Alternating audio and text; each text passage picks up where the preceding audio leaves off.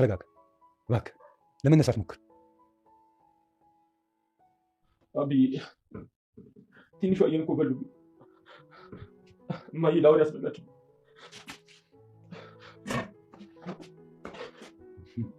አየሽው አይደል የስራሽን ውጤት? ምንም አይሆንም። ተው እንዴትም ብሎ ይዛሽ ነገር ይወጣል። አቢ ግድ የለም እንጂ ታፈቅረኛለህ? አዎ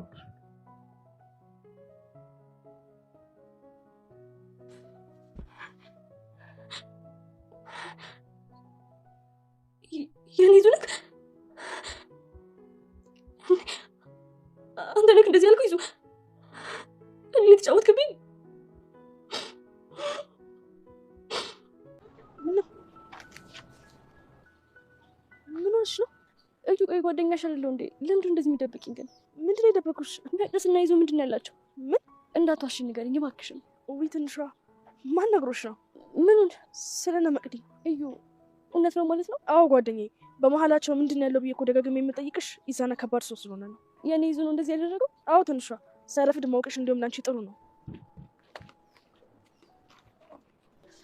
ያልሽኝን ሁሉ አድርጊያለሁ። አሁን ደግሞ ወደ እኔ ጉዳይ ግቢ።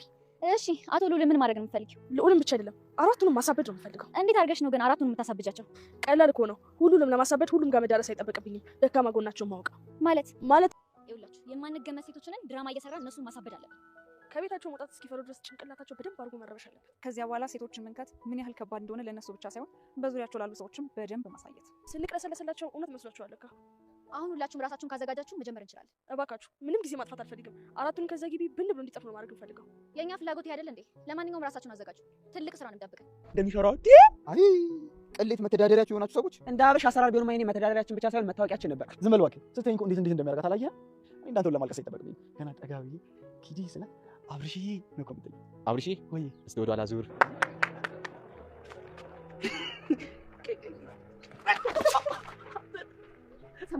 ሁለተኛ አጠገቤ ድረስ እንዳትሉሽ። እሺ ቀጣይስ? ይሄን እንድሰራልኝ ነው የምፈልገው። ትንሿን መከታተልና ከኒዛና ጋር ዝንገጣጣ ማድረግ ብቻ በቃ። አዎ ለጊዜው በቃ። ቀጣይስ? ቀጣይ አሁን ትንሿ የት ናት? የቅድሙ ቦታ ብቻውን ተቀምጣ እያለቀሰች። በጣም ጥሩ ታልቅስና ይወጣላት። ከዛ በኋላ ኢዛና የሚባል ነገር የለም። ቆይ መቅደስ ኢዛናን አንድ ነገር ብቻ በለኝ፣ እኔ የምለውን አንተ መልሰህ በል፣ ከዛ በኋላ ድጋሚ አላስቸግርም በማለት የሚናገረውን ነገር ሴቭ አድርጋ በመያዝ ወደ ትንሿ በመላክ ከትንሿ ጋር እስከ መጨረሻውን ለማለያየት እውነት መስሎት በዚህ በትንሽ ቃልማ ከተገላገልኳት እስከ መጨረሻው ካጠገቤ አልደርስም ስላለች በማለት እውነት መስሎት ተሞኘ፣ ተታለለ። እጅግም ልቡ ተሰበረ። ሹዋሚያን ቪዲዮ ሲላክላት ወይም ደግሞ ኢዛና የተናገረው ቃል እሱ ከልብ እንደሚወዳት ከሷ ውጭ ማንንም እንደማይፈልግ አስረግጦ ነግሯት፣ ነገር ግን የምለውን ቃል ብቻ ብል፣ ከዚህ በኋላ ግን ድጋሚ በህይወትህ አልገባም፣ ጣልቃ አልገባም ብላ እውነት መስሎት ልጁም ይሄን ቃል ተናገረ። ነገር ግን ወደ አሁኑ ይሄን ቃል ወደ ትንሿ ተላከ። ትንሿ እጅግ በጣም ልቧ ተሰበረ። ኢዛናም በጓደኞቹ መጠቋቆሚያ ሲሆን መደበቂያ ያደረገው መጠጥ ቤትን ነበር። በቤት እየተገዳገደ ገብቶ አባቱ ምን ነው ልጄ ምን ሆነሃል በሚሉት ሰዓት እናቴ እኮ ትንሿን አስበላችብኝ ላውሬዎች። ትም የልጃቸው ቅስም መሰበር አሳስቧቸዋል። አየሽ አይደለ የስራሽን ውጤት ይሉ ነበር ባለቤታቸውን። ባለቤትየው ግን ይችን ልጅ ከልቡ እንዲረሳት እንዲያወጣት ማድረግ ነው የኔ ፍላጎት። ስለዚህ ባደረኩት ነገር አይጸጽተኝም። አንተን ይስጥልኝ ውድና የተከበራችሁ በመላው ዓለም ያላችሁ ኢትዮጵያውያንና የቶሮንቶናችን እግዚአብሔር ይመስገን ደህና ነኝ። ትንሿ ደግሞ የልብ ፊደላት ክፍል 17ን አብረን እናያለን። የባለፈው ክፍል መቅዲ ወደ ኢዛና ክፍል በመሄድ የምለውን በል፣ ከዛ ደግሞ ድጋሚ በህይወት ጣልቃ ላልገባ እኔ እስከ መጨረሻው ካጠገብህ እርቃለሁ በማለት ኢዛናም በዚህ ቃል ከተገላገልኳት በማለት እሺ ብሎ ትለውን ካለላት በኋላ ወደ ትንሿ ያን የተናገረውን ቃል በመላክ እስከ መጨረሻው እንዲለያዩ የሚያደርግ ቃላት ከአንደበቱ ሲወጣ እሷም እጅግ ተደስታ ፈልገው ስለተሳካላት ወደ ትንሿ ልካ፣ ትንሿም እጅግ በጣም ልቧ ተሰብሮ እንዴት በእኔ እንደዚህ ያደርጋል ከሱ ይሄን አልጠብቅም በማለት ትንሿ በደሳሳ ጎጆ በጋዜጣ በተለባበጠች ውስጥ ቁጭ ብላ እጅግ በጣም ታነባ ነበር። የችላትን ድምፅ ስትሰማም ግን አንተ ነው ይሄን የተናገርከው እኔ አላምንም በማለት ታነባ ነበር። ማንባቷን ትቀጥላለች። መቅደስም ከኢዛና ከወጣች በኋላ ወደ ጆሲ በመደወል የምትፈልገውን ነገር አድርጌያለሁ። ትንሿንና ኢዛናን ድጋሚ አብረው እንዳይሆኑ አድርጌ አለያይቻለሁ እስከ መጨረሻው በማለት ትነግረዋለች። እሱ አሁን ከባድ ሐዘን ላይ ስለምትሆን የምታደርገውን አድርግ ሂደህ ምንድነው ማድረግ ያለብኝ ነበረ ጆሲ። አንተ ከኔ ራስ ላይ አትወርድም እንዴ? ማድረግ ያለብህን አድርግ። ገንዘብ እየከፈለ ለወንድም ሆነ ለሴት ኢዛና እና ትንሿን እንዳለያዩ ያደረጋችው ቀጣሪው ጆሲ መንገድ ላይ ትንሿን ሲያገኛት ምንድን ነው ምን ተፈጥሮ ነው እንደዚህ የደቀቅሽው? ራና ስለ መቅዲ ሰምተሽ ነው እንዴ ይላት ነበር። በእንባ እየታጠበች የምታውቀው ነገር አለ እንደ ጆሲ ንገረኝ ስለነሱ። ልብ አላውቅም፣ ነገር ግን አልፎ አልፎ ልክ ያልሆነ ነገር አይ ነበረ። ደግሞ መቅዲ ስልክ ላይም ልክ ያልሆነ ነገር አይቻለሁ። ይህ ደግሞ ብዙ ነገር ነግራኛለች፣ እሷም ታውቃለች እንዴ በማለት አሁንም በእንባ መታጠቧን ትቀጥላለች። ትንሿ ያቀናበረውን ነገር ልክ እንደማያውቅ አድርጎ መርዶ ያረዳት ነበር።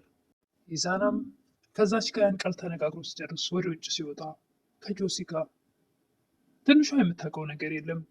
እሱ ከእሷ ጋር ልክ እሱን ዘወር ብሎ ሲያየው ልክ እሷ የቀረበችው አስመስሎ ከላዋ ላይ ጥምጥም ይላል። ትንሿ ግን እያነባች ነበር። ምንም የምታውቀው ነገር የለም። ኢዛናም በዛ አጠገብ እንደመጣ ነገር ግን እነሱን ሁለቱን ሲያይ ወደ አሁኑ ነበር ወደ መጣበት መንገድ ተመልሶ ሄደው።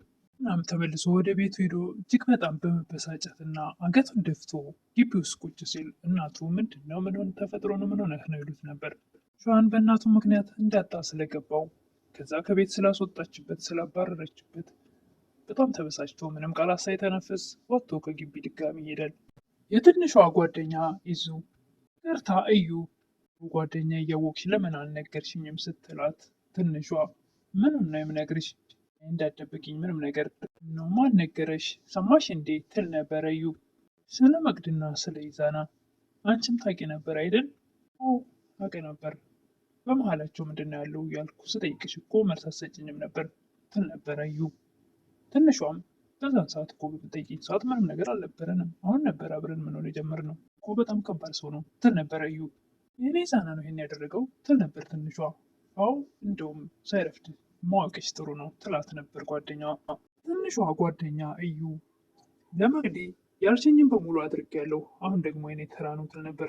መቅድም ኢዛናን እና ትንሿን ካለያየች በኋላ ጆሲ ላይ ሄዳ ጥምጥም ስትል ምንድን ነው ይል ነበረ። ደስ አላለህም እንዴ? እሴም እንዲህ በቀላሉ ነገሮች ይስተካከሉ ብዬ አላሰብኩም ነበር፣ እንደዚህ እንደ ዛሬ ደስ ብሎኝ አያውቅም በማለት ሁለቱ ስለተለያዩለት እጅግ ደስ ብሎታል።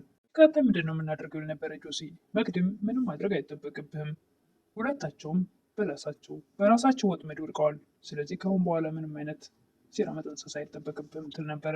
ከኛ የሚጠበቀው ሁለቱም በምንም አይነት መንገድ እንዳይገናኙ ማድረግ ነው። ጆሲም ኢዛናን እንድትረሳው ለማድረግ ለትንሿ ገንዘብ ይሰጣታል። እሷ ስለምንደምትሰጠኝ ለምን ያስፈልጋል? አያስፈልግም መልስ ትል ነበር። ኢዛናም አዲስ ድራማ ስለሆነ ስማቸው እየተመጣጣብኝ ነው ጆሲ ራሽን መጠበቅ አለብሽ፣ ፀጉርሽንም ተሰሪ፣ ራሽን አትታይ ይላት ነበረ በአንድ ጊዜ ኢዛናን እንድትረሳው ለማድረግ። ነገር ግን በቀላል የሚረሳ አይደለም፣ ብዙ አሳልፈዋልና። እኛም ሰዓት በምትፈልግኝ ሰዓት አለው ከጎንሽ ይላት ነበር ጆሲ። በፍጹም አያስፈልግም አትቸገር ትል ነበር ትንሿ። አናም ልቡ ስለተሰበረ የሀዘኑ መርሻ ጠርሙስ ስር አድርጓል። ከመጠጣቱ የተነሳ ኢዛና ራሱንም ስቷል፣ የሚናገረውንም አያውቅ። ዳኞቹም እሱን እንከላከላለን ብለው ሂደው አብረው ጠጥተው ሁሉም አንድ ላይ ጥንብዝ ብለዋል። ይሁን ጥፋቴ ባፈቀርኩ እንዴት እንደዚህ ሆናለሁ? እኔ እንደዚህ ገባኝ ነበር ይል ነበር ኢዛና በዛው በስካር መንፈሱ ነው። ሲም የመቅዲ አልበቃ ብሎት ደግሞ ለአንድ ወንድ ልጅ ገንዘብ እየሰጠ እነሱን እንዲከታተልና እኔና ኢዛና ባለበት ሁሉ እኔና ትንሿን አንድ ላይ እንዲያደርገን እንዲያይን ማድረግ አለብህ። ይህን ስራ ይሄ ብቻ ነው ስራ ይለው ነበር። እሷ በማታውቀው መንገድ ኢዛና ብቅ ሲል እሱ ጋር ጥምጥም ያለች ለማስመሰል ኢዛና ከልቡ እንዲያወጣትና እንዲጠላትን ለማድረግ እሷ ግን አግኝታው ያለውን ነገርም እንዴት እንደዚህ ታደርጋለህ ብላ ልትወቅሰውም አልቻለች።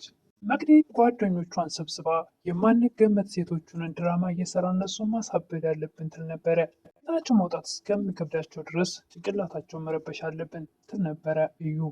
ኋላ ሴቶችን መንካት ምን ያክል ከባድ እንደሆነ ለእነሱ ብቻ ሳይሆን በዙሪያቸው ላሉ ወንዶችን ማስተማር ይሆናል ትል ነበረ የመቅዲ ጓደኛ። ኢዛናም አብዝቶ ከመጠጣቱ የተነሳ ጠጥቶም ስለማያውቅ መንገዳገድና ራሱን መቋቋም ስለተሳነው አንድ ጓደኛው ደጋግፎ ወደ ቤተሰቡ ሲወስደው አብዬ እናቴ እኮ ትንሿን ለአውሬዎች አስበላችብኝ። ራሴስ የት ልደበቅ? ምን ላድርግ ብዬ ይል ነበረ። ይህ ከዚህ በኋላ እንደዚህ ሆን መኖር የምችለው እንደዚህ መቀጣት የነበረብኝ ሰው ነበርኩ ይል ነበር ኢዛና። ጠዋትም አይዞ ልጄ ተነሳ፣ ለመነሳት ሞክር። እየተንገዳገደ እንደምንም ብሎ ወደ መኝታ ቤት ለመሄድ አብዬ እማዬ ትንሿ አየን ለአውሬ ያስበላችብኝ እያለ በተደጋጋሚ አየሽ አይደል የስራሽን ውጤት ይሉ ነበር። ምንም አይሆን ይሉ ነበር እናት። እንደምንም ብሎ ያችን ልጅ መርሳት አለበት፣ ይሄ ነው የኔ ፍላጎት ትሉ ነበር እናት። እናትም ምን አይነት አውሬ ነሽ? ለወለድሽው ልጅ እንኳን ማትራሪ። ይሄ እኮ አውሬነት አይደለም፣ ለራሱ የሚጠቅመውን ነገር ነው ያደረግኩት። እናትም ትንሿ ምንም ነገር ስለሌላት ምስኪን ስለሆነች ነበር ከእሷ እንድርቅ የፈለገችው። ኢዛና ግን እሷነቷን እንጂ ከእሷ የሚገኝ ሀብት ወይም ሌላ ሽርፍራፊት አንትባ አልነበረም። እናትም የጠቀምኩ መስሏት፣ ነገር ግን ጎርተዋለች። ጠጥቶ የማያውቀው ልጅ ጠጥቶ እየተንገዳገደ አቅሙ አንሶት ግራም ተጋብቶ ቅስሙም ተሰብሯል። ለዛሬ ትንሿ ወይም ደግሞ የልብ ፊደላት ክፍል 17 ይህን ይመስል ነበረ። ኢዛናስ ከስካሩ ይነቃ ይሆን? በእርግጥም ከስካሩ ይነቃል። ነገር ግን ትንሿን በቀላሉ ይረሳት ይሆን? ትንሿስ በቀላሉ ከልቧ ታወጣ ይሆን? ኢዛናን በፍጹም አታወጣውም። ብዙ ነገር አሳልፈዋልና ምንም ነገር ቢፈጠር ለአንቺ ብዬ ነው እንጂ ያደረግኩት እኔ አንቺን ጠልቼ አይደለም እያለ ሲነግራት ነበር። ይህን ነገር እንዳታስበው በጭራሽ፣ እንዴት ይሄ ልታስብ ቻልክ? ትል ነበረ ትንሿ።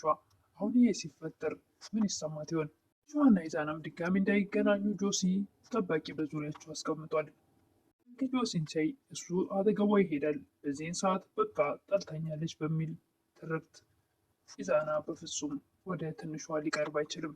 ትንሿም የሰማችው ነገር እውነት ስለመሰላት ኢዛናን ድጋሚ ለመቅረብ እጅግ ይከብዳታል። ትንሿና ኢዛና ጓደኞቻቸውና እናቱ የፈጠሩት ፈጠራ እንደሆነ ያለያያቸው አውቀው አንድ ይሁኑ እያልኩኝ መልካም ምኞቴን እገልጻለሁ። ከዚህ ላይ ሰነባብታለሁ። አዲስ የሆናችሁ ደግሞ ላይክ፣ ሰብስክራይብ እያደረጋችሁ አበረታቱኝ እላለሁ። አመሰግናለሁ።